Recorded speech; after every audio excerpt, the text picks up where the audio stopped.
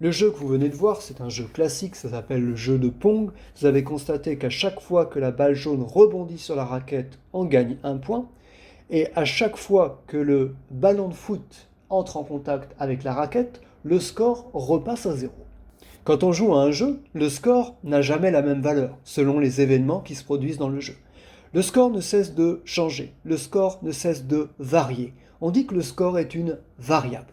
Comme c'est expliqué, vous allez le voir dans votre manuel, ce qu'on peut prendre comme image pour comprendre ce que c'est qu'une variable informatique, c'est une boîte. Donc là, par exemple, vous avez une boîte bleue, et cette boîte, elle porte un nom, porte une étiquette, score. Pour le moment, cette boîte est vide. Quand on commence le jeu, vous l'avez vu, le score n'est pas vide. Il contient un nombre dès le début du jeu. Ce nombre, c'est 0. Dans Scratch, il faudra utiliser cette instruction-là. Mettre score à 0. Ça veut dire, vous mettez le nombre 0 dans la boîte score.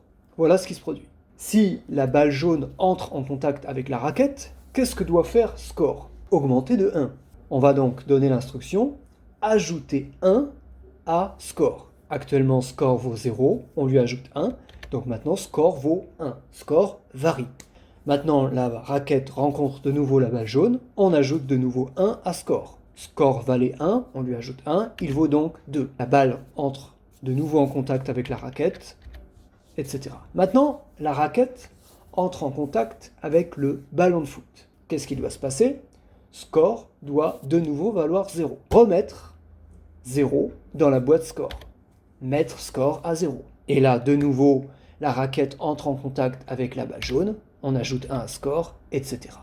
Voilà le principe d'une variable informatique. Des algorithmes.